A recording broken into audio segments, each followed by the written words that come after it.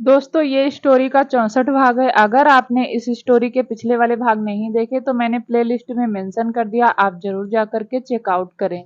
आराध्या सीधा अभिमान के फ्लैट में आई। अभिमान बहुत ज्यादा थका हुआ था और ऊपर से आज अनिरुद्ध ने उसे फिर से ताना मारा था, जिस वजह से उसका दिमाग भी बहुत ज्यादा खराब था। वह सीधा गया और बेड पर पेट के बल लेट गया।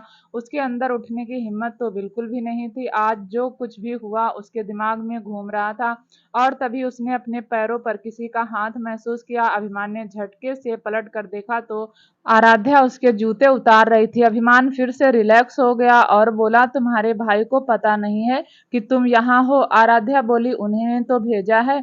अभिमान ने ठीक से सुना नहीं और वह बोला, तुम्हारे भाई को पता चलेगा तो तुम पर गुस्सा करेगा। जाओ, चली जाओ। आराध्या ने सूज अभिमान के उतार दिए और बोली, मैं भाई से नहीं डरती।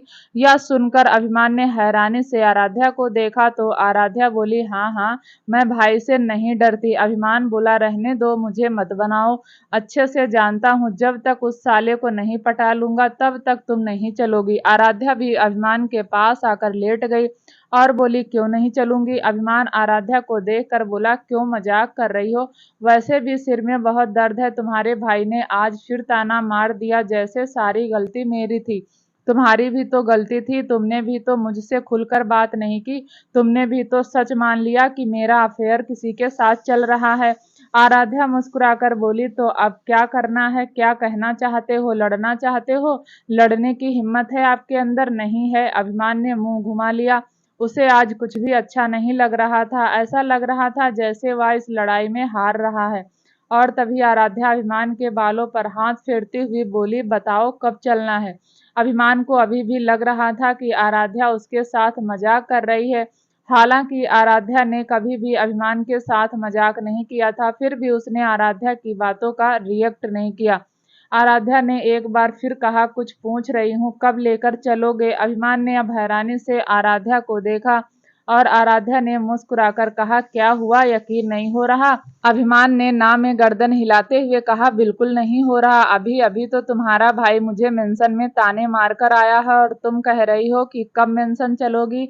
अपने भाई से पूछा भी है या फिर अपने भाई का दिल दुखाकर मेरे साथ चलोगी? ऐसा तो हो ही नहीं सकता कि तुम अपने भाई का दिल दुखाकर मेरे साथ चलोगी। इतना कहकर वह एकदम से रुक गया। आराध्या के चेहरे की मुस्कुराहट बड़ी होती जा रही थी। अभिमान बोला, तुम कहना चाहती हो कि अनिरुद्ध मान गया? आराध्या ने हाँ में गर्दन हिला दी। अभिमान को अब भी यकीन नहीं हुआ। वह जल्दी से बेड से उठ गया और इधर उधर चक्कर लगाने लगा। तब तक आराध्या ऐसे ही अभिमान को देखती रही। अभिमान ने एक बार फिर पूछा, मैं सपना तो नहीं देख रहा? सच में तुम्हारा भाई मान गया? उसने तुम्हें बोल दिया कि तुम मेरे साथ मेंशन चल सकती हो? आराध्या ने फिर से हाँ में गर्दन हिला दी। अभिमान बोला, रुको, मुझे यकीन नहीं है। इतना कहकर वह जल्दी से वहां से भाग गया और सीधा आराध्या के फ्लैट के पास गया। वहां जाते ही उसने चिल्लाना शुरू कर दिया, अनिरुद्ध, अनिरुद्ध, अनिरुद्ध। अनिरुद्ध, जो कि अपने कमरे में बालकनी में खड़ा हुआ था, वह अभिमान की आवाज सुनकर बाहर आया और अभिमान को देखकर बोला, क्या हुआ, क्यों चिल्ला रहे हो? अभिमान बोला, देखो, अभी आराध्या मेरे साथ मेरे फ्लैट में है। तुम मुझे सच सच बताओ, क्या तुमने उसे जाने के लिए कह दिया? अनिरुद्ध ने हाँ में गर्दन हिलाई। अभिमान और ज्यादा हैरान हो गया। वह बोला, पक्का मैं कोई सपना नहीं देख रहा? तो मुझे सच सच बताओ, तुम्हें मुझसे कोई नाराजगी नहीं है? तुम खुशी खुशी अपनी बहन को मेरे साथ भेज रहे हो? तुमने मुझे माफ कर दिया? वह जो बातें तुम मेंशन में बोल कर आए थे, वह सारी बातें अब नहीं करोगे? रघुवंशी परिवार को बिजनेस में हराना या फिर वह जो भी तुमने बोला था वह सब नहीं करोगे? अनिरुद्ध ने ना में गर्दन हिला दी। अभिमान फिर से इधर उधर चक्कर लगाने लगा। उसे समझ नहीं आ रहा था वह कैसे रिएक्ट करे। उसने एक बार फिर कहा, पक्का मैं कोई सपना नहीं देख रहा? ऐसा तो नहीं मैं ऑफिस में सो रहा हूँ और तुम अभी आकर मुझे उठाकर कहो, अभिमान इस फाइल को स्टडी करो? अनिरुद्ध ने ना में गर्दन हिला दी। अभिमान को अब भी यकीन नहीं हो रहा था। अनिरुद्ध बोला, अगर तुम्हें यकीन नहीं है तो रुको। इतना कहकर अनिरुद्ध किचन में चला गया और वहां से एक जगह पानी लेकर आया और आते ही उसने वह पानी अभिमान के मुंह पर फेंक दिया।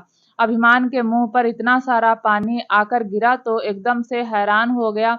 अनिरुद्ध बोला, आ गया यकीन? अभिमान ने कहा, तुम्हारे लक्षण देखकर तो नहीं लग रहा कि तुम अपनी बहन को खुशी खुशी भेज रहे हो।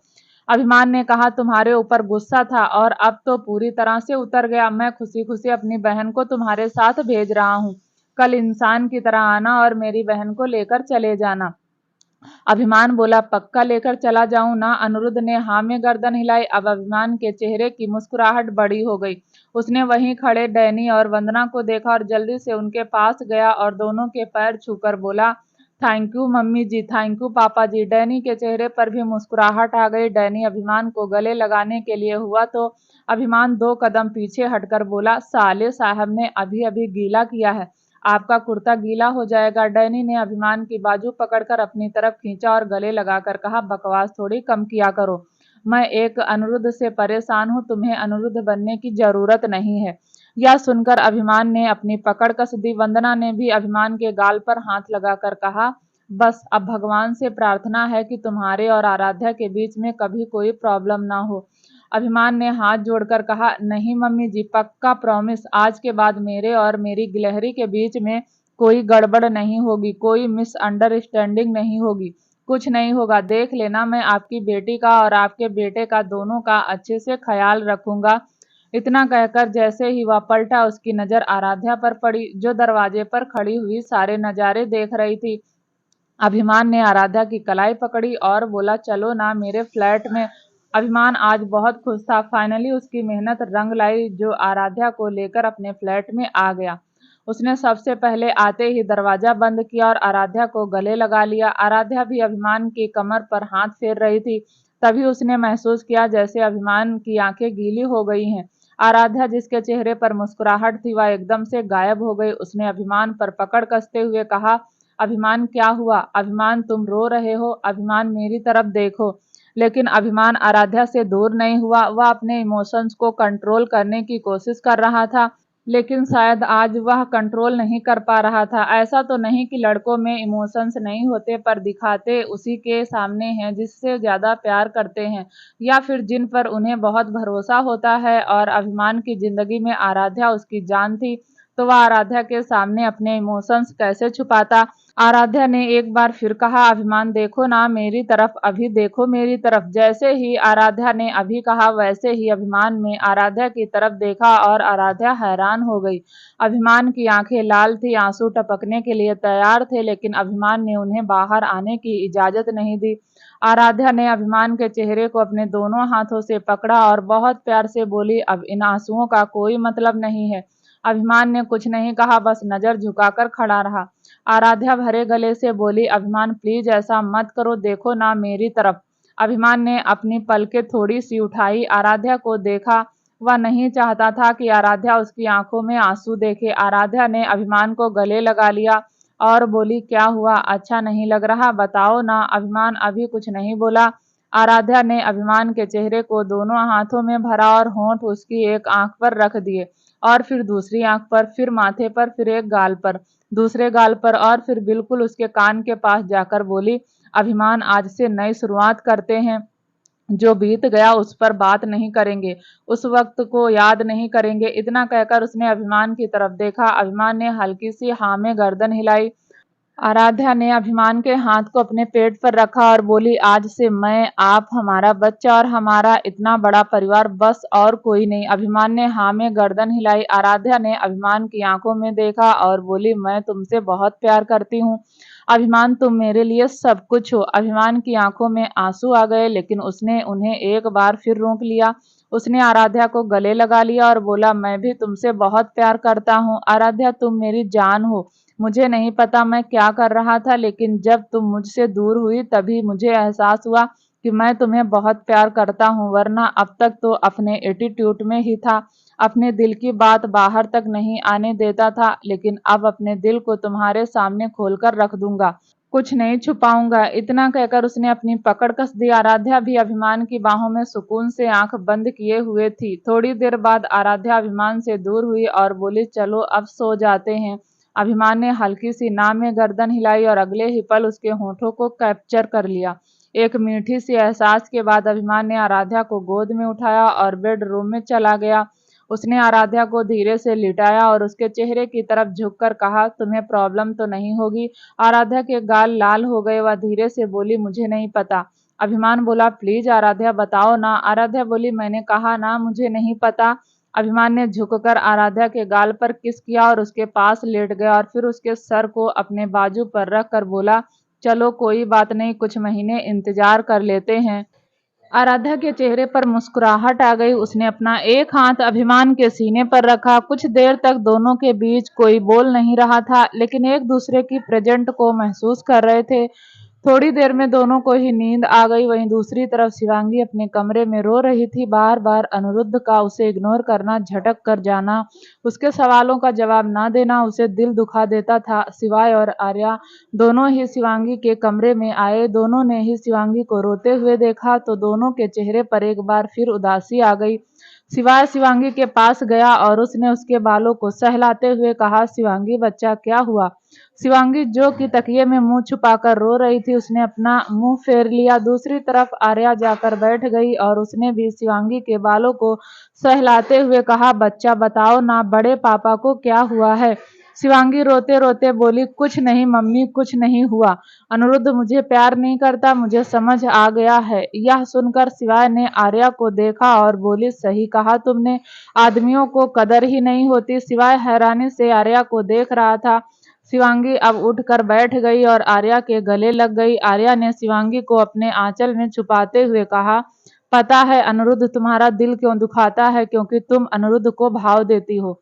शिवांगी हैरानी से आर्या को देखकर बोली, भाव मतलब? आर्या बोली, भाव मतलब तुम उसके पीछे पीछे भागती हो तो वह आगे आगे भागता है।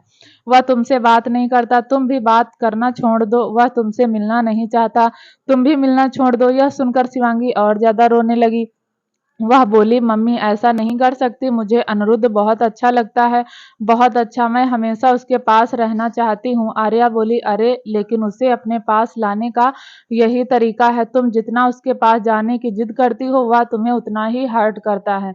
अगर तुम उसके पास ही नहीं जाओ तुम्हें हर्ट ही नहीं करेगा, और तुम उसके पास नहीं जाओगी ना तो उसे तुम्हारी याद भी आएगी, और जब याद आएगी तो वह तुमसे मिलने जरूर आएगा। यह सुनकर शिवांगी हैरानी से आर्या को देख रही थी।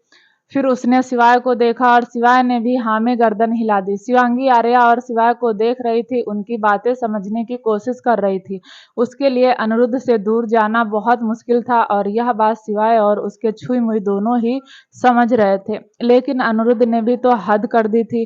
शिवांगी जितना उसके नजदीक जाती वह उससे उतना ही हर्ट कर देता, जबकि वह उसे हर्ट नहीं करना चाहता था। आज भी वह चाहता तो शिवांगी को आराम से और प्यार से समझा सकता था, लेकिन उसने शिवांगी को डांट दिया और उसकी बातों का जवाब देकर भी नहीं गया, जबकि सब जानते थे कि शिवांगी और अनिरुद्ध की तो शादी होकर रहेगी, चाहे कुछ भी हो जाए। शिवांगी सुबकते हुए बोली, आप दोनों यह चाहते हो कि मैं अनिरुद्ध से ना मिलूं? शिवाय और आर्या दोनों ने हाँ में गर्दन हिला दी। शिवांगी रोते रोते बोली, ऐसा तो नहीं हो सकता, बिल्कुल नहीं हो सकता। शिवाय बोला, देखो तितली, अगर तुम उसे इग्नोर करोगी तो उसे बेचैनी होगी, और अगर उसे बेचैनी होगी तो वह खुलकर तुम्हें प्यार करेगा, तुम्हें एक्सेप्ट करेगा, तुम्हारे पीछे पीछे घूमेगा। कैसे समझाऊं तुम्हें? शिवांगी आंसू पोंछते हुए बोली, हाँ हाँ मैं समझ गई, ऐसा मैंने टीवी में देखा था। आर्या हल्की सी मुस्कुराई। शिवाय बोला, तो फिर अब तुम अनिरुद्ध से नहीं मिलोगी? शिवांगी ने हाँ में गर्दन हिला दी, लेकिन उसका मूड पूरी तरीके से खराब हो चुका था। वह एक बार क्या सारी जिंदगी अनिरुद्ध का गुस्सा बर्दाश्त करने के लिए तैयार थी, लेकिन अनिरुद्ध के आसपास ही रहना चाहती थी। शिवाय आर्या शिवांगी बात ही कर रही थी कि शिवाय का फोन वाइब्रेट हुआ। शिवाय ने फोन देखा तो उसमें ऑस्ट्रेलिया का नंबर शो हो रहा था। शिवाय की आंखें हैरानी से फैल गई, पहले फोन रिसीव किया और कमरे से बाहर चला गया। करीब 20 मिनट बाद वह वापस आया। उसने आर्या को देखकर कहा, ऑस्ट्रेलिया चलने की तैयारी करो। आर्या हैरानी से शिवाय को देख रही थी। उसने धीरे से कहा, वीरा और विराज ठीक हो गए हैं? शिवाय बोला, उनकी कंडीशन बहुत सही है, मुझे लगता है कि हमें शिवांगी को उनके पास लेकर जाना चाहिए। हो सकता है शिवांगी को देखकर वह पूरी तरीके से होश में आ जाए।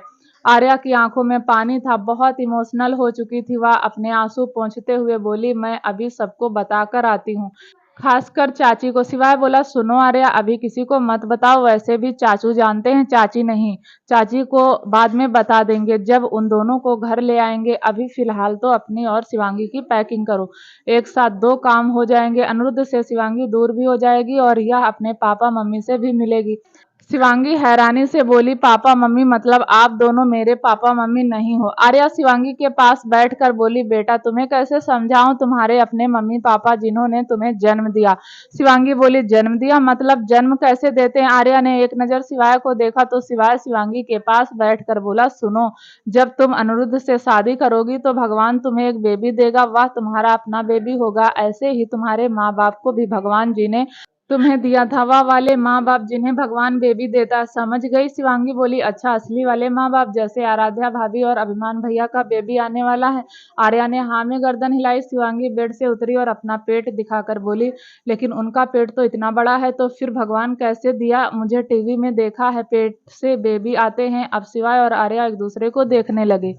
शिवाय खड़ा होकर बोला, आर्या प्लीज तुम इसको संभालो वरना मैं पागल हो जाऊंगा। मैं चाचू को बताकर आता हूँ और तुम ऑस्ट्रेलिया चलने की तैयारी करो। आर्या ने हाँ में गर्दन हिला दी और शिवाय वहां से चला गया। वहीं दूसरी तरफ अनिरुद्ध बालकनी में खड़ा था। वह आज खुश था कि अभिमान और आराध्या के बीच में सब कुछ ठीक हो गया, लेकिन कहीं ना कहीं उसे अपनी शिवांगी की याद भी आ रही थी।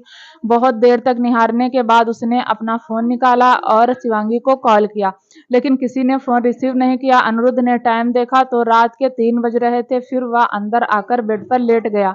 बोला, कोई बात नहीं, अपनी तितली से सुबह बात कर लूंगा, वैसे भी वह मुझसे नाराज नहीं रहती, एक बार गले लगा लूंगा तो मान जाएगी। इतना कहकर वह सो गया, लेकिन उसे कहाँ पता था अब तितली उसके हाथ नहीं आने वाली, वह तो अब उड़ेगी और बहुत दूर तक उड़ेगी और शिवाय और अनिरुद्ध बस इसके पीछे भागने के अलावा कुछ नहीं कर पाएगा। वहीं दूसरी तरफ पैकिंग कर चुकी थी। उसने अपनी और शिवांगी की भी पैकिंग कर ली थी, लेकिन शिवांगी नम आंखों से बोली, माँ हम कितने दिन में वापस आएंगे। आर्या बोली, आ जाएंगे बेटा, 15 दिन लग जाएंगे।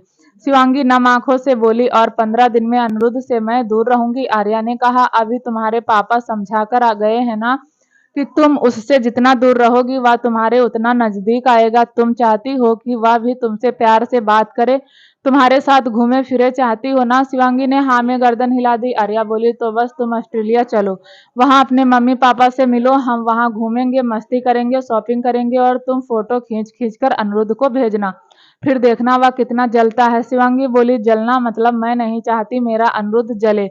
आर्या बोली, ओहो तुम्हें कैसे समझाऊं, जलना मतलब वह तुम्हें फिर से शादी के लिए प्रपोज करेगा।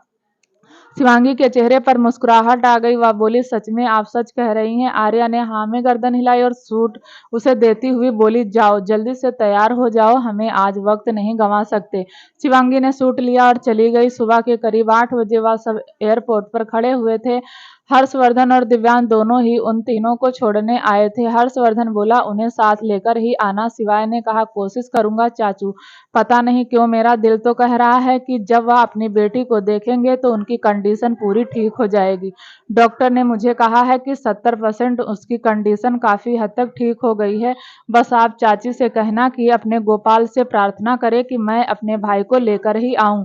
हर्षवर्धन की आंखों में पानी आ गया। उसने हाँ में गर्दन हिलाई और तभी दिव्यांश ने हर्षवर्धन को गले लगाकर कहा, बस जा तू, हमारा शेर जा रहा है, लेकर ही आएगा। आपको याद है एक बार मैं भी गया था अपनी दृष्टि को लेने। शिवाय बोला, लेकिन तू लेकर नहीं आया था, दृष्टि खुद आई थी, याद है कि याद दिलाऊं। दिव्यांश ने गुस्से में शिवाय को देखा और फिर हर्षवर्धन को देखकर बोला, चाचू इससे कह दो सुधर जाए, बहुत ज्यादा बोलने लगा है। शिवाय ने कहा, अरे यार मैंने कौन सा तेरी आंख में उंगली दे दी जो तू इतना भड़क रहा है, सच्चाई बता रहा हूँ। आर्या ने शिवाय की बाजू पर हल्का सा मारते हुए कहा, चलो ना, क्यों जीजू को परेशान कर रहे हो, जब देखो जीजू की टांग खींचते रहते हो। शिवाय बोला, तुम्हारे जीजू की टांग खींच खींच के मैंने इसे 6 फुट का कर दिया है। हर्षवर्धन ने हल्का सा हंसकर कहा, अच्छा अच्छा ठीक है, अब तुम जाओ, लेकिन उम्मीद करता हूँ कि तुम मेरे दोनों बच्चों को साथ लेकर आओगे। शिवाय ने हाँ में गर्दन हिलाई। आर्या और शिवाय दोनों ने हर्षवर्धन के पैर छुए। हर्षवर्धन ने उन्हें आशीर्वाद दिया और फिर वह तीनों शिवांगी को लेकर जाने लगे, लेकिन शिवांगी कंटिन्यू मोबाइल में चैटिंग कर रही थी, शायद अनिरुद्ध को मैसेज सेंड कर रही थी और फाइनली उसने एक लंबा चौड़ा मैसेज अनिरुद्ध को भेज दिया। वहीं अनिरुद्ध तैयार हो रहा था और तभी उसका फोन वाइब्रेट हुआ। अनिरुद्ध के चेहरे पर मुस्कुराहट आ गई, क्योंकि वह जानता था हो ना हो शिवांगी का ही मैसेज होगा। आखिर शिवांगी गुड मॉर्निंग से लेकर गुड नाइट के सारे मैसेज उसे भेजती थी, लेकिन उसे यह नहीं पता था कि शिवांगी उससे दूर चली गई है। अनिरुद्ध ने फोन देखा और उसका मैसेज पढ़ना शुरू किया। तुम बहुत भाव खाते हो ना, अब देखना मैं भाव खाऊंगी। मैं तुम्हें छोड़कर जा रही हूँ ऑस्ट्रेलिया। वहाँ पापा मम्मी के साथ मस्ती करूंगी, मजे करूंगी, शॉपिंग करूंगी, और हाँ, अपने असली मम्मी पापा से भी मिलूंगी। उन्हें इंडिया वापस लेकर आऊंगी, और देख लेना, तुमसे नहीं मिलूंगी। तुम जल जाओगे, और जब जल जाओगे ना तो मेरे पीछे पीछे घूमोगे, लेकिन तब मैं तुम्हें भाव नहीं दूंगी, समझे। अब यह पूछना कि यह सब मुझे किसने बताया। यह सब मुझे सिवाय पापा और मम्मी आर्या ने बताया। मम्मी ने बताया। अब देखना, जो तुम मुझे बार बार इंसल्ट करते हो ना, अब कितना तड़पोगे। बहुत ज्यादा स्मार्ट समझते हो ना खुद को। अब देखना मैं कैसे तुम्हारी चटनी बनाती हूँ, कैसे तुम्हें जला के रख दूंगी, देख लेना। वैसे तुम ज्यादा मत जलना, मैं नहीं चाहती तुम ज्यादा जलो, लेकिन फिर भी थोड़ा जल जाना था कि मुझे अच्छा लगे, समझ गए। अनिरुद्ध ने पूरा मैसेज पढ़ा। उसके चेहरे पर मीठी सी मुस्कुराहट आ गई। फिर उसने उस मैसेज को किस करके कहा, तुम बहुत इनोसेंट हो तितली, बहुत इनोसेंट। लेकिन अगले ही पल उसकी आंखें हैरानी से फैल गई। उसने मैसेज दोबारा पढ़ा, जिसमें लिखा था, मैं ऑस्ट्रेलिया जा रही हूँ। अब जाकर अनिरुद्ध की हार्ट बीट तेज हुई। वह भागता हुआ आराध्या और अभिमान के फ्लैट में गया, जहां आराध्या बैठी हुई थी और अभिमान उसे अपने हाथों से खाना खिला रहा था।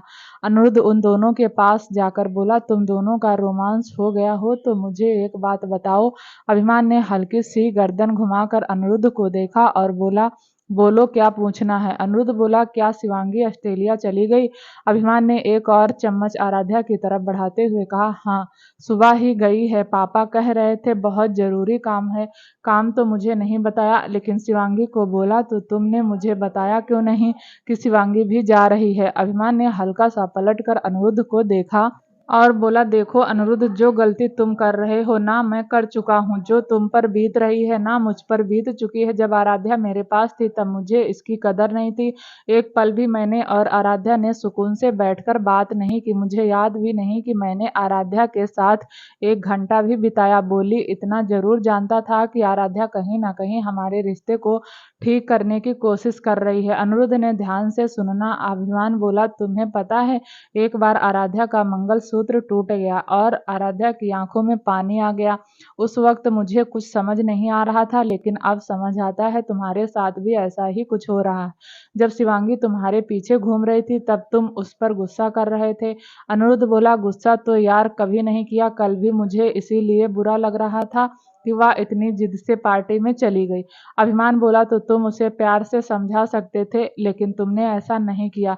जहां तक मुझे लगता है पापा ने उसके कान पर भर दिए होंगे और वह पापा के साथ ऑस्ट्रेलिया चली गई। अनिरुद्ध आंखें फाड़े अभिमान को देख रहा था।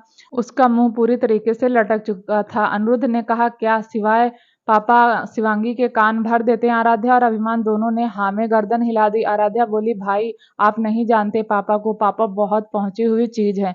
जहां सबकी सोच खत्म होती वहां पापा की सोच शुरू होती है। बहुत खतरनाक है। अनिरुद्ध बोला, अब मैं क्या करूं, वह तो मुझसे मिलकर भी नहीं गई। आराध्या ने कहा, अब कोई ऑप्शन नहीं है। अनिरुद्ध बोला, अच्छा अच्छा ठीक है, देखता हूँ उसे। फोन पर तो बात करेगी ना मुझसे, मैसेज पर तो बात करेगी। इतना कहकर अनिरुद्ध वहां से चला गया, लेकिन उसका मूड पूरी तरीके से खराब हो चुका था। वहीं अभिमान आराध्या को खाना खिलाते हुए बोला, आज रात लेने आऊंगा, तैयार रहना। आराध्या बोली, हाँ हाँ, अब तो ऐसे कह रहे हो जैसे पता नहीं मुझे कैसे लेने आएंगे। यह सुनकर अभिमान ने कहा, अच्छा तुम बताओ कैसे लेने आऊं। आराध्या बोली, छोड़ो ना कुछ भी, आप ऑफिस से यही आ जाना, फिर साथ में चलेंगे। इतना कहकर आराध्या डाइनिंग टेबल से उठ गई और फिर वहां रखे खाने को समेटती हुई बोली, बोल तो ऐसे रहे हैं जैसे मुझे हेलीकॉप्टर से लेने आएंगे। इतना कहकर आराध्या प्लेट को लेकर किचन में चली गई। दूसरी तरफ पीहू किचन में थी। वह आज पहली बार अवनीत के लिए नाश्ता बना रही थी। यह सब कैसे हो रहा था वह भी नहीं जानती थी, लेकिन उस रात देव ने जब पीहू को डांटा तो शायद पीहू को अवनीत से थोड़ा तो अटैचमेंट हुआ, और तभी उसका फोन वाइब्रेट हुआ। उसने देखा तो उसने राहुल का नंबर शो हो रहा था। पीहू ने फोन कट किया और साइलेंट पर कर दिया। फिर से अवनीत के लिए नाश्ता बनाने लगी। वही अवनीत अपनी कमीज के बाजू का बटन बंद करता हुआ बोला, टेबल पर बैठ गया और बोला, आंटी नाश्ता दे दो। अवनीत के लिए नाश्ता उनकी घर की मेड बनाती थी। पीहू ने तो कभी उसके लिए नाश्ता नहीं बनाया।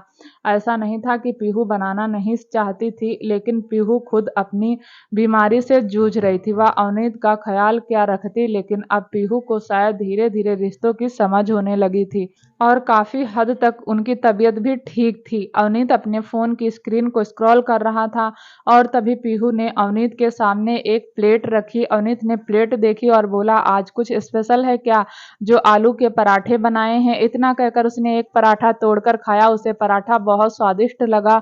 आखिर थी तो हीर की ही बेटी, खाना तो टेस्टी बनाती थी। अवनीत ने अभी तक पीहू को देखा ही नहीं, क्योंकि जब वह हॉस्पिटल जाता था तब पीहू अपने कमरे में सो रही होती थी। उसने आज तक कभी भी अवनीत को बाय नहीं बोला था, ना ही वह उसके जाने के समय बाहर आती थी। अवनीत ने एक और बाइट खाते हुए कहा, बताइए ना आंटी, कुछ स्पेशल है क्या। इतना कहकर उसने पीहू की तरफ देखा तो एकदम से उसकी आंखें हैरानी से फैल गई। उसने 2-4 बार अपनी पलकें झपकाई और बोला, तुम हो। पीहू ने आंखें दिखाते हुए कहा, क्यों, तुम्हारी आंखों ने काम करना बंद कर दिया। वहां तुमने अपना चश्मा नहीं लगाया। रुको। इतना कहकर उसने डाइनिंग टेबल पर रखा हुआ चश्मा अवनीत की तरफ बढ़ाया और अवनीत ने अब भी यकीन नहीं हो रहा था। उसने अपना चश्मा आंखों पर लगाया और फिर से पीहू को देखकर बोला, हाँ, तुम पीहू ही हो। वैसे सुबह सुबह यहाँ कुछ काम है, कुछ कहना है। पैसे तो नहीं चाहिए होंगे, क्योंकि तुम तो खुद ही बहुत अमीर हो। तो फिर इतनी मेहरबानी किस लिए। इतना टेस्टी पराठा वह भी मेरे लिए बनाया, तुम ही ने बनाया है ना। इतना कहकर अवनीत पराठा खाने लगा। वहीं पीहू थोड़ा सा इमोशनल हो गई। खुद पर गुस्सा भी आ रहा था। आज तक उसने अवनीत को बस इग्नोर ही किया था। कभी उसने ना ठीक से बात की, ना उसके साथ वक्त बिताया, ना उसका ख्याल रखा। यह सब तो करती ही नहीं थी, ताने मारती थी और अवनीत अपने प्यार के चलते सब कुछ सुन लेता था। पीहू अवनीत के पास बैठकर बोली, कैसा लगा पराठा। अवनीत बोला, बहुत टेस्टी है, राहुल के तो मजे आ जाएंगे। इतना उसने कहा, स्वादिष्ट खाना खाने को जो मिलेगा। इतना कहकर अवनीत ने एक और बाइट लिया और खाने लगा और फिर से एकदम चटकारे लेकर बोला, सच कहता हूँ बहुत टेस्टी है, एक और मिलेगा। पीहू ने हाँ में गर्दन हिलाई और किचन में चली गई और एक और पराठा लेकर आई। अनीत ने कहा, राहुल जानता है कि तुम इतना टेस्टी खाना बनाती हो। ऑफ कोर्स जानता होगा, तुमने तो उसे अच्छा अच्छा खाना खाकर बनाकर खिलाया होगा। यह तो मेरी ही किस्मत खराब है। खैर यह सब छोड़ो, यह बताओ किस लिए। पीहू को अनीत की बातों पर गुस्सा भी आ रहा था, रोना भी आ रहा था। फिर वह बोली, क्यों, मैं तुम्हारे लिए खाना नहीं बना सकती। अनीत बोला, बिल्कुल बना सकती हो, लेकिन आज तक नहीं बनाया तो अब क्यों बना रही हो। रहने दो, तुम्हारे खाने की आदत पड़ जाएगी तो प्रॉब्लम हो जाएगी। इनफैक्ट मैं तो सोच रहा हूँ खुद ही खाना बनाना सीख लूँ। पीहू कुछ नहीं बोली और तभी अवनीत का ध्यान पीहू के फोन पर गया, जो साइलेंट था लेकिन उसकी स्क्रीन चमक रही थी। अवनीत बोला, तुम्हारे राहुल का फोन आ गया, कर लो बात, बता दो उसे कि बहुत जल्द मेरा डाइवोर्स होने वाला है। पीहू को अब गुस्सा आ गया। या तीसरी बार था जब उसने कॉल किया था। पीहू खड़े होकर गुस्से में बोली, प्रॉब्लम क्या है तुम्हें, तुम बार बार राहुल का नाम क्यों ले रहे हो। अवनीत बोला, अरे तुम तो गुस्सा हो गई। देखो, आज नहीं तो कल तुम्हें राहुल के पास ही जाना है और मैं जब एक्सेप्ट कर चुका हूँ, मुझे नहीं लगता मैं इस शादी को बचा सकता हूँ। अब नहीं बचा पाऊंगा और अब सच बताओ, थक गया हूँ, बचाना भी नहीं चाहता। जब तक राहुल तुम्हारी जिंदगी में नहीं था तब तक मुझे एक उम्मीद थी, लेकिन अब वह भी नहीं है। इतना कहकर उसने अपना पराठा रोल किया और लिविंग एरिया में आया और बैग उठाकर बोला, अच्छा मैं जा रहा हूँ, आते हुए डाइवोर्स पेपर बनवा कर आऊंगा। फिर पलट कर पीहू को देखकर बोला, पराठा सच में बहुत टेस्टी है, बहुत टेस्टी, लेकिन तुम मत बनाया करो वरना मुझे आदत पड़ जाएगी। इतना कहकर अवनीत वहां से चला गया। उसके जाते ही पीहू की आंखों में पानी आ गया और वह डाइनिंग टेबल पर सर रखकर रोने लगी। अगले ही पल पीहू ने अपने आंसू पोंछे, अपना बैग उठाया और घर से निकल गई। अगले 1 घंटे में उसने अपनी गाड़ी रघुवंशी इंडस्ट्रीज के बाहर रोकी। वह गाड़ी से उतरी और तेज कदमों से सीधा देव के केबिन में गई। उसने देव के केबिन का दरवाजा खोल कर देखा तो वहां देव नहीं था। वह जैसे ही पलटी, उसकी नजर देव के मैनेजर पर पड़ी। उसने देव के मैनेजर को बुलाकर पूछा, देव कहाँ है। मैनेजर ने कहा, मैम वह मीटिंग में बिजी है। पीहू बोली, मीटिंग रूम कहाँ है। मैनेजर ने एक डायरेक्शन की तरफ इशारा करते हुए कहा, मैम वहाँ, लेकिन आप प्लीज वेट कर लीजिए, वह यहीं आ जाएंगे। पीहू गुस्से में बोली, इंतजार ही तो नहीं कर सकती। इतना कहकर वह सीधा उस डायरेक्शन में चली गई जहां मैनेजर ने उसे जाने के लिए कहा था। थोड़ी देर में वह एक गेट के पास पहुंची। उसने बिना सोचे समझे उस दरवाजे को खोला। अंदर बिल्कुल अंधेरा था, उसे कोई भी दिखाई नहीं दे रहा था, बस एक प्रोजेक्टर चल रहा था कि वह गुस्से में बोली, देव मुझे तुमसे बात करनी है, अभी बाहर आओ। लेकिन कहीं से कोई आवाज नहीं आई थी। उसने दरवाजा जोर से पीटते हुए कहा, देव मुझे तुमसे बात करनी है, बाहर आओ। तभी वहां लाइट जल गई। वहां पूरी रघुवंशी फैमिली बैठी हुई थी और कुछ बिजनेसमैन भी बैठे हुए थे। देव अपनी सीट से खड़ा होकर पीहू को देखकर बोला, पागल तो नहीं हो गई? पीहू ने सीधा हर्षवर्धन को देखकर कहा, पापा अगर यह लड़का बाहर नहीं आया तो मुझसे बुरा कोई नहीं होगा। हर्षवर्धन ने देव को देखा और बोला, जाओ सुनकर आओ क्या कह रही है। देव ने अपना लैपटॉप बंद किया और जाता हुआ बड़बड़ाता हुआ कहने लगा, क्या है, अकल आ गई, अब मुझसे लड़ेगी? इतना कहकर वो पीहू के नजदीक गया, लेकिन फिर पलटकर हर्षवर्धन को देखकर बोला, बड़े पापा समझा लेना अपनी बेटी को, अगर इसने मुझे कुछ भी उल्टा सीधा कहा तो मैं भी गुस्से में जवाब दूंगा। पीहू ने अगले ही पल देव की बाजू पकड़ी और उसे मीटिंग रूम से खींचते हुए बोली, तुम पहले मेरे साथ चलो, बकवास बाद में करना, वरना पापा को बता दूंगी तुमने मुझे थप्पड़ मारा था।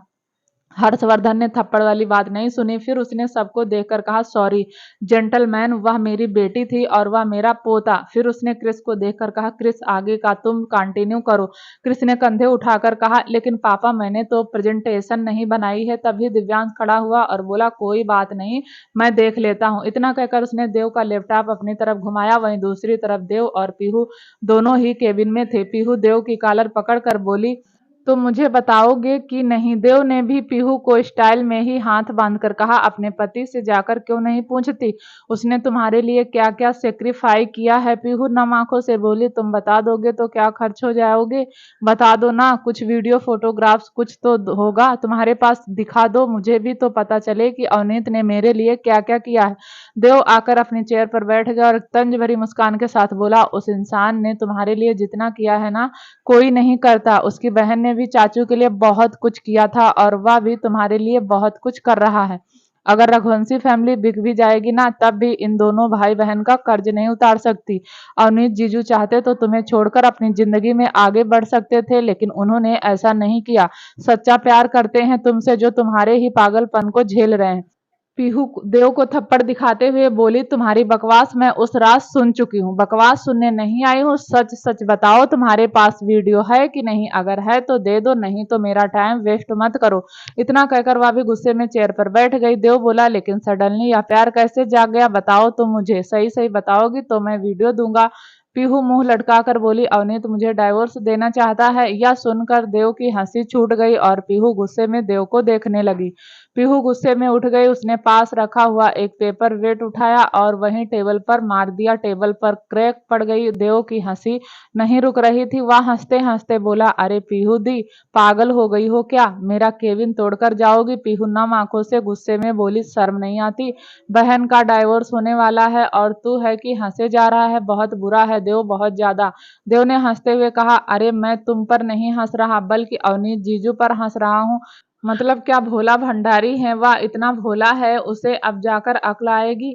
उसे डिवोर्स दे देना चाहिए। पर मैं खुश हूँ, तुम दोनों का डाइवोर्स हो रहा है, बहुत ज्यादा खुश हूँ। वैसे भी अवनीत की अभी इतनी उम्र नहीं हुई कि वह किसी लड़की के साथ मुंह ऑन नहीं कर सकता। मैं अपने जीजू के लिए लड़की ढूंढ लूंगा। तुम देखना, तुमसे ज्यादा खूबसूरत, तुमसे ज्यादा गुड लुकिंग और तुमसे ज्यादा संस्कारी। मुझे तो बहुत अच्छा लग रहा है कि वह तुम्हें डाइवोर्स दे रहा है। पीहू ने देव की कॉलर को पकड़कर हिलाते हुए कहा, तुम्हें और तेरे जीजू को दोनों को मारकर रघुवंशी मेंशन के गार्डन में दबा दूंगी और हवा को भी हवा नहीं लगेगी। जानता नहीं है तू कौन हूं मैं? हर्षवर्धन रघुवंशी की बेटी पीहू रघुवंशी हूँ, समझा? इतना कहकर उसने देव की कॉलर छोड़ दी। वहीं देव उसकी हंसी को देखकर हंसते हुए बोला, तुम्हें पता है पीहू दी, मुझे दुनिया में सबसे पहला इंसान अगर कोई लगता है ना, तो वह अवनीत जीजू हैं। और उनकी किस्मत देखो, उन्हें पसंद भी क्या आया, एकदम पटाखा। नहीं नहीं, सॉरी सॉरी, तुमने पहले जीजू को पसंद किया था। अब पीहू के चेहरे पर हल्की सी मुस्कुराहट आ गई। वो इस बार बहुत प्यार से बोली, देव दे देना, फोटोग्राफ्स दे देना, वीडियो बता देना कि मैं और अवनीत कब मिले थे, प्लीज, तू मेरा भाई है ना? देव ने गर्दन हिलाते हुए कहा, नहीं मैं आपका भतीजा हूँ, लेकिन मैं फिर भी आपको दीदी बोलता हूँ क्योंकि आप मुझसे ज्यादा बड़ी नहीं हो। पीहू गुस्से में बोली, दे देना। देव को पीहू पर तरस आ ही गया। उसने अपना फोन निकाला और पीहू के मोबाइल में कुछ वीडियोज और फोटोग्राफ सेंड कर दिए। कुछ वीडियो और फोटोग्राफ जिसमें पीहू और अवनीत दोनों थे। सारी वीडियोज और फोटोग्राफ सेंड करने के बाद देव ने कहा कि यदि आपको अपनी शादी बचाने का मौका मिला है, बचा लीजिए। वरना यकीन मानिए अगर एक बार या डाइवोर्स हो गया तो आप चाह कर भी कुछ नहीं कर पाएंगी। पीहू बोली, देव अब मैं कभी अवनीत को नहीं छोड़ूंगी, कभी नहीं। इतना कहकर वह वहां से चली गई। वहीं दूसरी तरफ अनिरुद्ध का ध्यान आज काम में नहीं था। ना जाने वह शिवांगी को कितने मैसेजेस भेज चुका था, लेकिन एक का रिप्लाई भी नहीं आया। अनिरुद्ध की बेचैनी देखकर अभिमान बोला, क्या हुआ, रिप्लाई नहीं मिल रहा? अनिरुद्ध ने ना में गर्दन हिला दी। अभिमान अपनी उंगलियां लैपटॉप पर चलाता हुआ बोला, कल सुबह से पहले मिलेगा भी नहीं। अनिरुद्ध ने हैरानी से अभिमान को देखा तो अभिमान बोला, वह लोग आजमगढ़ नहीं गए जो 2 घंटे में पहुंच जाएंगे, ऑस्ट्रेलिया गए हैं। एक लंबी फ्लाइट के बाद ही वह लोग ऑस्ट्रेलिया पहुंचेंगे, तब जाकर पीहू तुम्हें रिप्लाई करे। और उदास हो गया। वह सोच में पड़ गया कि पीहू कब तक ऑस्ट्रेलिया में रहेगी और कब तक उसे रिप्लाई मिलेगा। दूसरी तरफ क्रिस अपने केबिन में बैठा हुआ काम कर रहा था और तभी उसके केबिन का दरवाजा खुला। क्रिस ने देखा तो युग था। क्रिस बोला, मैं काम कर रहा हूँ, जा यहाँ से। युग ने कहा, मुझे आपकी बहू से मिलना है। क्रिस ने दोनों हाथ जोड़कर कहा, भाई प्लीज चला जा, मैं बिजी हूँ। युग पैर पटकता हुआ बोला, मुझे बस परमिशन चाहिए, मैं खुद चला जाऊंगा। युग बोला, मैं आपकी बहू से मिलना चाहता हूँ। क्रिस बोला, तो परमिशन जाकर पापा से ले ले या फिर दिव्यांश भाई से, पर मुझे नहीं लगता तुझे दोनों में से कोई परमिशन देगा। युग का मूड खराब हो गया। वह जैसे ही पलटा दिव्यांश से टकरा गया। युग ने दिव्यांश को देखकर हाथ जोड़कर कहा, प्लीज मामू जाने दीजिए ना। दिव्यांश ने कहा, शिवाय ने मना किया है, जब तक वह इंडिया वापस नहीं आता तब तक तू कहीं नहीं जाएगा। युग मुंह बनाकर बोला, मैं घर जाने की बात नहीं कर रहा हूँ, वह आज शॉपिंग पर आएगी, मॉल से ही किडनैप कर लूंगा। यह सुनकर दिव्यांश और क्रिस दोनों ही हैरानी से युग को देखने लगे। युग बोला, आप समझते नहीं हो, आज अभिमान भाई भाभी को लेने जा रहे हैं ना हेलीकॉप्टर से। उसे दिखाना चाहता हूँ कि रघुवंशी खानदान के लड़के अपनी बीवियों का कैसे ख्याल रखते हैं, समझ रहे हैं ना। दिव्यांश ने एक गहरी सांस ली और बोला, अगर तुझे कुछ हो गया ना तो शिवाय को जवाब नहीं दे पाऊंगा, और तेरी माँ वह तो मेरा सिर ही फोड़ देगी, और तेरे पापा वह जिंदगी भर बात नहीं करेंगे। रहने दे, या सब किसी और दिन दिखा लेना। युग बोला, प्लीज मामू जाने दो ना, आप मेरे मामू हो ना, प्लीज जाने दो। दिव्यांश ने कहा, ठीक है चला जा, लेकिन अगर तुझे कुछ हो गया तो मुझे जान से सब लोग मार देंगे। युग ने हंसकर कहा, थैंक यू मामू। इतना कहकर वह चला गया। युग सीधा उस मॉल में पहुंचा जहां आज गरिमा शॉपिंग करने आई थी। गरिमा शॉपिंग कर रही थी और युग उसके पीछे पीछे चल रहा था। आखिर गरिमा ने एक ड्रेस उठाई और हल्का सा पलट कर देखा तो वह युग से टकराते टकराते रह गई। गरिमा गुस्से में बोली, तुम यहाँ? युग ने कंधे उचकाकर कहा, क्यों, माल तुम्हारे बाप का है, बताओ। तुम्हारे बाप का माल है? मेरे ससुर का है क्या माल? गरिमा ने अपने गुस्से को कंट्रोल किया और हाथ बांधकर बोली, तो क्या तुम्हारे बाप का है? युग बोला, हाँ मेरे बाप का है। गरिमा ने पैर पटका और वहां से जाने लगी। फिर एक ड्रेस उठाई। युग बोला, अच्छी लग रही है, ले लो, तुम पर पिंक कलर अच्छा लगता है। गरिमा ने वह ड्रेस वापस रख दी। फिर उसने एक और ड्रेस उठाई। युग ने फिर कहा, ब्लैक कलर में कयामत लगती हो, ले लो।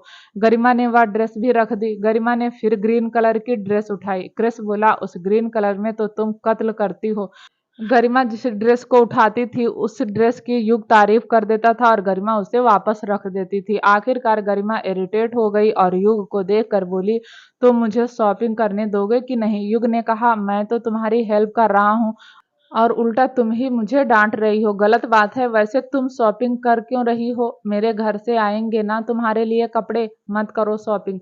गरिमा ने गुस्से में कहा, तो मुझे शॉपिंग करने दोगे कि नहीं? उसने कहा, अरे मुझे जवाब तो दो, वैसे तुम शॉपिंग कर क्यों रही हो? मेरे घर से आएंगे ना तुम्हारे लिए कपड़े, मत करो शॉपिंग। क्या करोगी इतनी सारी ड्रेस का? बड़ी माँ कहते हैं कि जितनी चीजें काम में आती हैं उन्हीं चीजों को अपने पास रखो, बाकी डोनेट कर दो। बड़ी माँ बहुत संस्कारी हैं, वह बहुत ज्यादा पूजा पाठ करती हैं और डोनेशन भी बहुत ज्यादा करती हैं। तुम मेरी बड़ी माँ से मिलोगी ना तो इम्प्रेस हो जाओगी। गरिमा हाथ बांधकर गुस्से में बोली, मुझे तुम्हारी फैमिली में से किसी से नहीं मिलना, समझे, इंटरेस्ट नहीं है मुझे तुम्हारी फैमिली में। इतना कहकर जैसे ही जाने को हुई युग बोला, हाँ तुम्हारी खुद की फैमिली तो संस्कारी है नहीं, तुम्हें क्या पता फैमिली का प्यार क्या होता है। यह सुनकर गरिमा रुक गई। ऐसा लगा जैसे उसकी दुखती नस पर किसी ने हाथ रख दिया हो। गरिमा ने हल्का सा पलट कर युग को देखा तो युग बोला, क्या हुआ, मैंने सच बोल दिया है ना, यही बात है ना? इतना कहकर वह 2 कदम गरिमा के पास पास आया और उसकी आंखों में देखकर बोला, मान लेता हूँ हमने जो वक्त उस घर में बिताया उसमें तुम पूरी तरीके से झूठ ही थी, लेकिन तुम्हारी आंखें झूठ नहीं बोलती। हो ना हो तुम्हें अपने पेरेंट्स से प्यार तो मिला नहीं और इसीलिए यह आंखें बार बार नम हो जाती हैं। गरिमा ने अपने इमोशंस को स्ट्रिक्टली कंट्रोल किया और बोली, मैं तुम्हारी बकवास सुनने यहाँ नहीं आई थी, शॉपिंग करने आई थी, लेकिन तुम मुझे शॉपिंग भी नहीं करने दोगे। युग बोला, बातों को घुमाने से सच्चाई पलट नहीं जाएगी। तुम्हारे माँ बाप ने तुम्हें हॉस्टल में रखा, क्यों? कई साल तक तुम्हें खुद से दूर रखा और फिर अचानक तुम्हें राजस्थान बुलाकर मेरे खिलाफ इस्तेमाल किया। तुमसे मुझे टारगेट करवाया, मेरे पीछे लगवाने के बाद, मेरा दिल तोड़ने के बाद तुम्हें किसी और के पास भेज देंगे ताकि तुम उसका दिल तोड़ो, क्योंकि तुम तो दिल तोड़ने में एक्सपर्ट हो गई हो ना।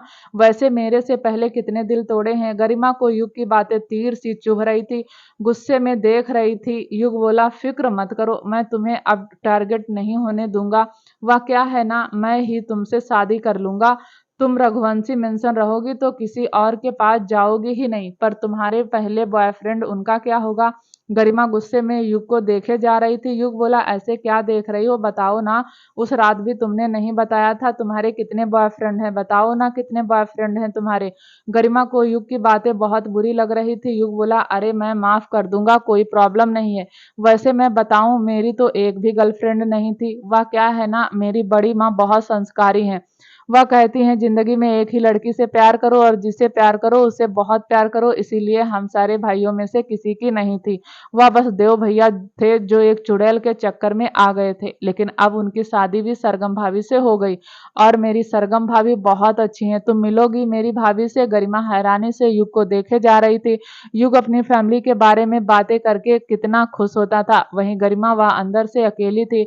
नित्या और अजय ने उसे कभी प्यार नहीं किया था। कहीं ना कहीं युग सच में सच बोल रहा था कि नित्या और अजय ने उसे इस्तेमाल ही किया था। गरिमा वहां से जाने लगी, युग भी पीछे पीछे चला गया। गरिमा अपनी गाड़ी तक आती उससे पहले ही युग ने उसके मुंह पर हाथ रख दिया और अपने हाथ से उसके दोनों हाथों को पकड़कर उसके कान में धीरे से कहा, चलो तुम्हें कुछ दिखाता हूँ, चिल्लाना मत वरना हाथ पैर दोनों बांध दूंगा। इतना कहकर युग गरिमा को वैसे ही अपनी गाड़ी के पास लेकर आया और उसने उसे गाड़ी में बिठा दिया और फिर जल्दी से जाकर ड्राइविंग सीट पर बैठ गया। गरिमा कुछ बोलते उससे पहले ही युग ने अपनी जेब से रुमाल निकाला और उसके दोनों हाथों को जबरदस्ती बांध दिया। गरिमा गुस्से में बोली, यह क्या बदतमीजी है, या क्या कर रहे हो तुम, छोड़ो मुझे। युग, अगर तुमने मेरे साथ कुछ उल्टा सीधा किया ना तो मेरे पापा तुम्हें जान से मार देंगे। युग बोला, अगर तुमने खुद को खोलने की कोशिश की ना तो मुझसे बुरा कोई नहीं होगा। अरे तुम आराम से बैठो, तुम्हें नज़ारे दिखाकर लाऊंगा, ऐसा नज़ारा जो तुमने कभी नहीं देखा होगा, कभी भी नहीं। इतना कहकर युग ने ड्राइविंग शुरू कर दी और गरिमा गुस्से में युग को देखे जा रही थी, लेकिन युग को गरिमा का देखना उसे कोई फर्क नहीं पड़ रहा था। उसका पूरा ध्यान गाड़ी चलाने में था। धीरे धीरे रात हो गई थी। वहीं दूसरी तरफ आराध्या आज बेसब्री से अभिमान का इंतजार कर रही थी। उसने अपनी माँ के साथ मिलकर अभिमान की पसंद का खाना बनाया था। वह अच्छे से जानती थी कि हो सकता है शायद जूनियर रघुवंशी भी अभिमान के साथ उसे लेने आए। आखिरकार अभिमान को छोड़कर आराध्या किस सबके साथ बनती थी। अभिमान तो नाक चढ़ा कर घूमता था। अनिरुद्ध भी अपनी बहन को ही देखे जा रहा था और तभी वह बोला, हाँ हाँ जानता हूँ, तुम अपने ससुराल जाओगी तो क्या ऐसे ही जाओगी, कुछ अच्छा सा पहन लो। आराध्या ने अनिरुद्ध को देखा और बोली, हाँ बस चेंज करने ही जा रही हूँ, सोच रही हूँ एक बार अभिमान आ जाए तो। अनिरुद्ध बोला, आ जाएगा, वैसे भी वह तुमसे दूर रहा कहाँ है, 2 दिन बाद तो सामने वाले फ्लैट में आ गया था और तुम तो ऐसे एक्साइटेड हो रही हो जैसे पता नहीं कितने दिनों बाद मिल रही हो। आराध्या ने आंखें छोटी करके अनिरुद्ध को देखा और बोली, आप मेरा छोड़ो, अपना सोचो या बताओ तितली से बात हुई। अनिरुद्ध उदास होकर ना में गर्दन हिला दी। आराध्या के चेहरे पर मुस्कुराहट आ गई। आराध्या बोली, अभिमान सही कह रहे थे, जब वह आपके आगे पीछे घूमती थी तब आपको उस लड़की की कदर नहीं थी, अब चली गई आपको छोड़कर। अनिरुद्ध बोला, अब बस ताने मत मारो, एक तो वैसे ही तितली से बात नहीं हुई, ऊपर से तुम भी। और तभी आराध्या का फोन वाइब्रेट हुआ। आराध्या ने फोन देखा तो उसमें अभिमान का मैसेज था जिसमें लिखा हुआ था, चलो जल्दी से तैयार हो जाओ, मैं आ रहा हूँ। आराध्या ने हाँ लिखकर रिप्लाई कर दिया और फिर अपने कमरे की तरफ बढ़ गई। आराध्या ने आज अपनी एक साड़ी देख ली थी, लेकिन उसे कुछ अच्छा नहीं लग रहा था और आखिरकार उसके कमरे में अनिरुद्ध आया। अनिरुद्ध ने आराध्या का कमरा देखकर कहा, यह तुमने बाजार क्यों लगा रखा है? आराध्या बोली, भाई आज ऐसा लग रहा है मेरे पास ड्रेस ही नहीं है। अनिरुद्ध ने एक पार्सल उसकी तरफ बढ़ाते हुए कहा, यह लो, देना भूल गया था, अभिमान ने ऑफिस में दिया था। आराध्या ने पार्सल ले लिया और खुश होकर बोली, आपको मुझ पर थोड़ा भी तरस नहीं आता? आपने पार्सल अब दिया जब मैंने पूरे कमरे में कपड़े फैला दिए। अनिरुद्ध बोला, दिमाग से निकल गया, खैर वह सब छोड़ो, तुम जल्दी से तैयार हो जाओ। आराध्या ने हाँ में गर्दन हिलाई और अनिरुद्ध चला गया। अनिरुद्ध बाहर आकर सिटिंग एरिया में बैठा जहाँ डैनी टीवी देख रहा था। अनिरुद्ध बोला, आज बेटी के ससुराल वाले आने वाले हैं तो यह टीवी बंद कर देते हैं। जब देखो टीवी और अखबार में ही बैठे रहते हो, थोड़ा माँ के साथ हेल्प भी कर दिया करो। डैनी बोला, मैं तो तुम्हारी माँ की हेल्प ही करता था, लेकिन तुम्हारी माँ ने मुझे बाहर भेज दिया। अनिरुद्ध ने वंदना की तरफ देखा तो वंदना बोली, तुम्हारे पापा हेल्प कम करते हैं और फैलाते ज्यादा हैं। डैनी ने कहा, क्या फैला दिया मैंने? मैं हल्का सा तुम्हारी कमर पर हाथ लगा दिया, तुम खुद ही उछल पड़ी। तुम्हारे हाथ में जो चटनी थी वह फर्श पर गिर गई, जिसका नाम तुमने मेरे ऊपर लगा दिया। वंदना ने तो आंखें बंद कर ली और फिर गुस्से में दांत पीसती हुई बोली, थोड़ी तो शर्म कर लो बेटा, जवान बराबर में बैठा है। डैनी ने अनिरुद्ध को देखकर कहा, हाँ भाई जवान है तू, तुम मेरे और वंदना की बातें क्यों सुन रहे हो? शर्म नहीं आती? वंदना ने गुस्से में एक चम्मच पटकी और अनिरुद्ध से बोली, इन्हें तो शर्म नहीं आती, तू शर्म कर। अनिरुद्ध के चेहरे पर हल्की सी मुस्कुराहट आ गई। वह बोला, कुछ भी कहो, लेकिन आप दोनों को बहुत ही रोमांटिक। और तभी आराध्या कमरे से बाहर आई। सबकी नजर आराध्या पर गई तो सब आराध्या को ही देखते रहे। आराध्या ने सुर्ख लाल रंग की साड़ी पहनी थी, ना जाने कितने महीनों बाद उस रंग को पहना था। आराध्या बहुत खूबसूरत लग रही थी। एक तो अभिमान के आने की एक्साइटमेंट में, अपने ससुराल जाने की एक्साइटमेंट, ऊपर से वह प्रेग्नेंट थी। शायद इतनी खूबसूरत तो आराध्या अपनी शादी में नहीं लगी थी जितनी आज लग रही थी। अनिरुद्ध की आंखों में तो हल्का सा पानी आ गया। वहीं वंदना भी अपनी बेटी को ही देखे जा रही थी। उसने मुस्कुराकर कहा, आज तो मेरी बच्ची बहुत खूबसूरत लग रही है। लेकिन आराध्या का ध्यान बस अनिरुद्ध पर था। वह अनिरुद्ध को देखकर इमोशनल हो गई और फिर अनिरुद्ध के पास आकर बोली, आप अगर ऐसे मुझे रोककर विदा करेंगे तो मैं नहीं जाती। अनिरुद्ध ने अपने आप को जैसे तैसे कंट्रोल किया और बोला, ऐसा नहीं कहते, जब तेरी शादी की थी ना तब जानता था कि मेरी आराध्या खुश नहीं है, लेकिन अब तो मेरी लाडो खुश है, मेरा बाबू, मेरा बच्चा खुश होकर अपने घर जा रहा है, भला आज भी खुश क्यों नहीं रहूंगा? आज तो मैं बहुत खुश हूँ। आराध्या थोड़ा इमोशनल होकर बोली, भाई थैंक यू, हर चीज के लिए थैंक यू, आप नहीं होते ना तो मुझे इतनी अच्छी जिंदगी नहीं मिलती। अभी अनिरुद्ध ने अपनी बहन के आंसू पोंछते हुए कहा, ऐसा नहीं कहते, भला अपनों को भी कोई थैंक यू बोलता है? तुमने भी तो मेरे लिए अभिमान से झगड़ा कर लिया, अपनी शादीशुदा जिंदगी को बर्बाद करने की ठान ली, और मैं बेवकूफ अपने एटीट्यूड में और तेरे और अभिमान के प्यार को समझ ही नहीं पाया। चलो जो हुआ सो हुआ, बस अब यही दुआ करता हूँ कि तुम अभिमान के साथ हमेशा खुश रहो।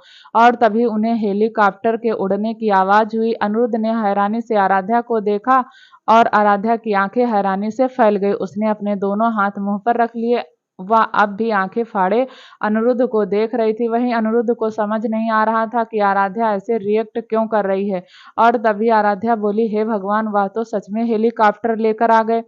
सब हैरानी से आराध्या को देख रहे थे। आराध्या ने अपनी हथेली माथे पर मारी और बोली, मैंने तो आज सुबह मजाक में कहा था कि मैं हेलीकॉप्टर से चलूंगी, लेकिन लगता है वह सच में लेकर आ गए। इतना कहकर आराध्या बालकनी की तरफ भागी और पीछे पीछे उसका परिवार भी बालकनी में आ गया। सबने देखा तो उसी अपार्टमेंट के सामने जो खाली जगह पड़ी थी वहीं एक हेलीकॉप्टर लैंड हो रहा था। आराध्या आंखें फाड़े उसे ही देख रही थी। हर तरफ रोशनी थी, इतनी रोशनी कि सुई भी गिर जाए तो दिखाई दे। कोई कह नहीं सकता था कि इस वक्त रात है। आराध्या बस हेलीकॉप्टर को देखे जा रही थी। थोड़ी देर में हेलीकॉप्टर लैंड हो गया और उसमें से अभिमान पूरे एटीट्यूड में बाहर निकला। सब अभिमान को ही देखे जा रहे थे, खास कर आराध्या। आराध्या बोली, भाई मैं सपना तो नहीं देख रही? अनिरुद्ध ने ना में गर्दन हिलाते हुए कहा, नहीं सपना नहीं है, वह सच में तुम्हें हेलीकॉप्टर पर लेने आया है। सब अभिमान को ही देखे जा रहे थे। अभिमान ने नेवी ब्लू रंग का सूट पहना हुआ था। इस वक्त अभिमान बहुत हैंडसम लग रहा था। थोड़ा सा आगे गया तभी पीछे से क्रिस, देव, मीरा, सरगम चारों हेलीकॉप्टर से उतरे। उन सबको देखकर तो आराध्या और ज्यादा हैरान हो गई। पांचों ही पूरे स्टाइल से उस अपार्टमेंट की ओर बढ़ गए। ऐसा नहीं था कि अपार्टमेंट में बस अनिरुद्ध और उसका परिवार ही अभिमान को देख रहा था। अपार्टमेंट की हर खिड़की पर लोग जमा हो चुके थे जो उस हेलीकॉप्टर को ही देखे जा रहे थे। वहीं उस हेलीकॉप्टर से करीब 200 मीटर दूर युग ने गाड़ी रोकी हुई थी।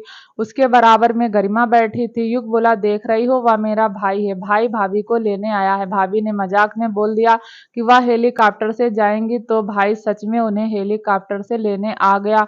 गरिमा भी अभिमान को ही देखे जा रही थी। अजय और नित्या के पास पैसा कम नहीं था, फिर भी बस इतनी सी बात पर भी वह हेलीकॉप्टर से आना चाहती है और अभिमान अपनी पत्नी को हेलीकॉप्टर से लेने पहुंच गया।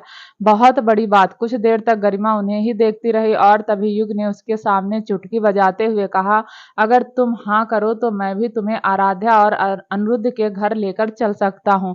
गरिमा हैरानी से युग को देखने लगी और फिर अपने ख्यालों से बाहर आई और बोली, जी नहीं, मुझे घर जाना है। तो युग बोला, तो फिर बैठी रहो। जब तक मेरा भाई भाभी को लेकर नहीं जाता तब तक तो मैं तुम्हें कहीं जाने देने वाला नहीं हूँ।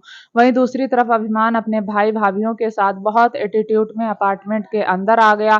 अभिमान जब अपार्टमेंट में रहता था तो कोई उसे नहीं जानता था, लेकिन आज जब वह हेलीकॉप्टर लेकर आया तो पूरा अपार्टमेंट के लोग अपने दरवाजे खोलकर अभिमान को ही देख रहे थे और अभिमान पूरे एटीट्यूड में कॉरिडोर से होता हुआ आराध्या के फ्लैट के अंदर तक पहुंच गया। वह बेल बजाता उससे पहले ही आराध्या ने दरवाजा खोला और अभिमान को देखकर बोली, यह सब करने की जरूरत नहीं थी। अभिमान ने मुस्कुराकर कहा, अरे कैसे जरूरत नहीं थी, पहली बार मेरी बीवी ने मुझसे कुछ मांगा है, अब मैं उसे देता नहीं क्या। आराध्या बोली, भला यह क्या बात हुई, आपने देखा ना सब कैसे घूर घूर कर देख रहे हैं, ऐसे तो आपको नजर लग जाएगी। अभिमान बोला, मुझे नजर नहीं लगेगी, लेकिन यह बात तुमने सही कही कि नजर लग जाएगी। अब मुझे भी डर है कि कहीं तुम्हें नजर न लग जाए। तभी पीछे से सरगम बोली, हम अंदर आ जाएं या यहीं खड़ी हुई बातें करोगी। आराध्या ने सरगम को देखा और अपना एक हाथ बढ़ाया और सरगम आराध्या का हाथ पकड़कर अंदर आ गई। थोड़ी देर में वहां जूनियर रघुवंशी सिटिंग एरिया में बैठे हुए थे और उन्हीं के साथ आराध्या, अनूप, वंदना और डैनी भी बैठे थे। सब बातें कर रहे थे। आराध्या आज बहुत खुश थी और अभिमान की नजर आराध्या से हट ही नहीं रही थी। अभिमान मन ही मन खुद से बोला, बस अब भगवान तुम्हें इतनी शक्ति दे कि मैं तुम्हारी यह मुस्कुराहट कभी जाने ना दूं। थोड़ी बहुत बात करने के बाद सब डाइनिंग टेबल पर बैठकर डिनर करने लगे और उस समय सच में फैमिली पूरी लग रही थी और आज सच में अभिमान का वेलकम एक दामाद की तरह हुआ था। सच में अनिरुद्ध बहुत खुश था। सच में आराध्या और अभिमान की दोनों की खुशी का ठिकाना नहीं था। वहीं दूसरी तरफ युग भी गरिमा को गाड़ी में लेकर बैठा हुआ था। युग बोला, भूख लगी है। गरिमा ने दूसरी तरफ से मुंह फेर लिया। युग ने फिर कहा, बताओ ना, भूख लगी है। गरिमा बोली, तुम मुझे घर छोड़ दो प्लीज। युग ने कहा, अरे ऐसे कैसे छोड़ दूं, शादी होने वाली है हमारी, एक दूसरे के साथ वक्त बिताएं या तो एक दूसरे की आदत समझ जाएंगे, पर तुम तो मेरी आदत समझ चुकी हो, मुझे ही तुम्हें समझने में वक्त लगेगा, क्योंकि तुम्हारा एक फेस तो है नहीं, पता नहीं इस सुंदर से चेहरे पर कितने मुखौटे लगा रखे हैं। गरिमा को अभी भी युग की बातें चुभने लगी थी, लेकिन एक बार फिर उसने अपने इमोशंस को कंट्रोल कर लिया। थोड़ी देर तक युग ऐसे ही बैठा रहा, फिर बोला, होने वाली बीवी क्यों जिद कर रही हो, चलो ना तुम्हें आराध्या से मिलवाता हूँ, बहुत अच्छी है आराध्या।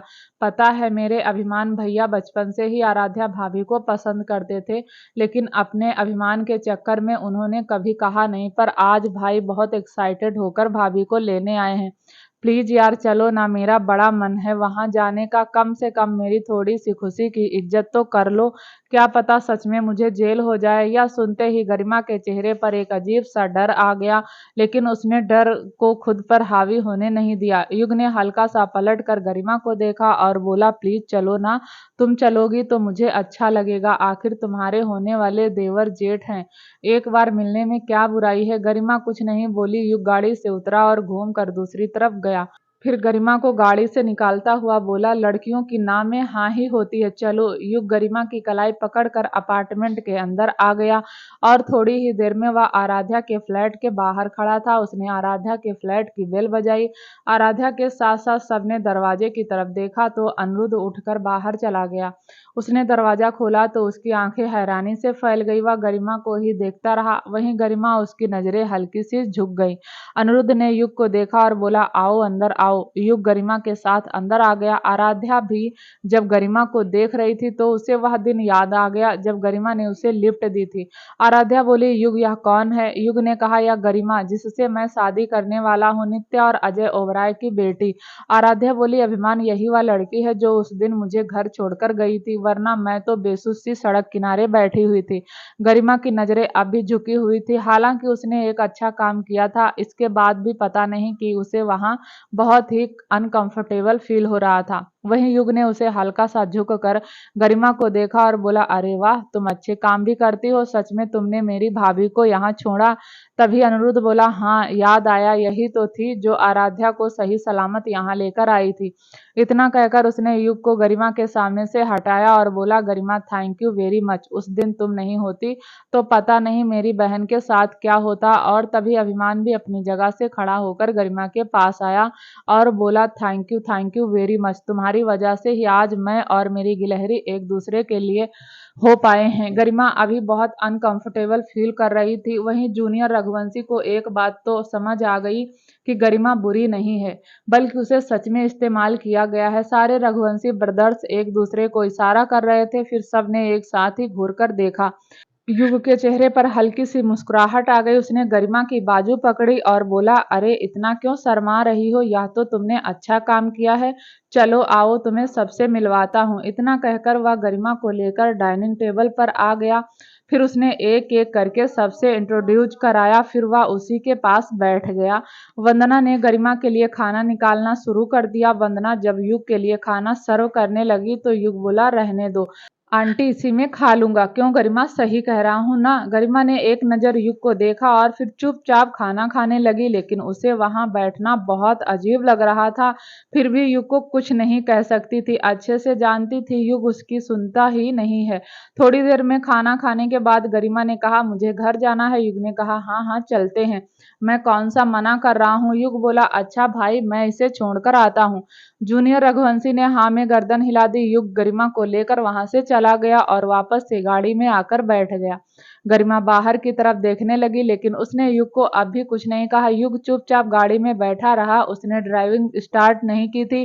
थोड़ी देर तक जब ड्राइविंग स्टार्ट नहीं हुई तो गरिमा बोली, तुम गाड़ी क्यों नहीं चला रहे? युग बोला, अरे मैंने कहा था ना, मैं तुम्हें नजारे दिखाऊंगा, देखती जाओ। गरिमा की आंखों में पानी आ गया। वह इस बार गुस्से में चिल्लाते हुए बोली, क्या चाहते हो तुम? मैं सुसाइड कर लूं? क्यों मुझे घड़ी घड़ी परेशान कर रहे हो? क्यों मुझे टॉर्चर कर रहे हो? युग को गुस्सा आ गया। उसने एक हाथ से गरिमा की गर्दन पकड़ी और उसका चेहरा अपने करीब करते हुए बोला, मेरा मुंह मत फुलाओ, समझ आई? तुम्हारे साथ थोड़ा टाइम स्पेंड करना चाहता हूँ और कर रहा हूँ। इस अच्छे से मोमेंट की बेइज्जती मत करो, चुपचाप बैठी रहो, जो दिखाना चाहता हूँ देख लो। इतना कहकर उसने गरिमा को छोड़ दिया और खुद भी ड्राइविंग सीट पर आराम से बैठ गया। फिर खुद में ही बड़बड़ाया, खुद ने जो किया उसके बाद भी उम्मीद करती है कि मैं इसके साथ अच्छे से बिहेव करूं। और तभी अभिमान आराध्या को लेकर बाहर आ गया। अभिमान ने आराध्या का हाथ पकड़ा हुआ था। पीछे देव, क्रिस, सरगम और मीरा भी थी और अनिरुद्ध, डैनी, वंदना भी। थोड़ी देर में अभिमान आराध्या को लेकर हेलीकॉप्टर के पास आया और तभी आराध्या के ऊपर रेड रोज की बारिश होने लगी। अब तो आराध्या हैरानी से अभिमान को देखने लगी और अगले ही पल वह जोर जोर से हंसने लगी। वह इतना हंस रही थी वह खुद को संभाल भी नहीं पाई। अभिमान ने उसे साइड से गले लगाकर कहा, देखो यार, मैं रोमांचक नहीं हूँ, लेकिन कोशिश तो कर रहा हूँ ना। लेकिन तुम तो मेरे एफर्ट को मजाक में ले रही हो। आराध्या ने ना में गर्दन हिलाते हुए कहा, नहीं नहीं, मजाक में क्यों लूंगी। इतना कहकर उसने क्रिस को देखकर कहा, चाचू आप ही बताइए, आपने कभी चाची के लिए यह सब किया है? क्रिस ने कंधे उचकाकर कहा, नहीं, हम इतने रोमांटिक नहीं है ना जितना तुम्हारा अभिमान है। आराध्या और ज्यादा हंसने लगी। वहीं अभिमान, उसके चेहरे पर हल्की सी शर्म आ गई और सभी अनिरुद्ध बोला, बस कर आराध्या, उसने एफर्ट तो किया, तू देख तेरे लिए कितना कुछ कर रहा है। क्या होगा आगे जानने के लिए प्लीज दोस्तों चैनल को लाइक शेयर सब्सक्राइब जरूर करें, ताकि जब भी वीडियो डाले आपको नोटिफिकेशन तुरंत मिले। तब तक के लिए नमस्कार, धन्यवाद।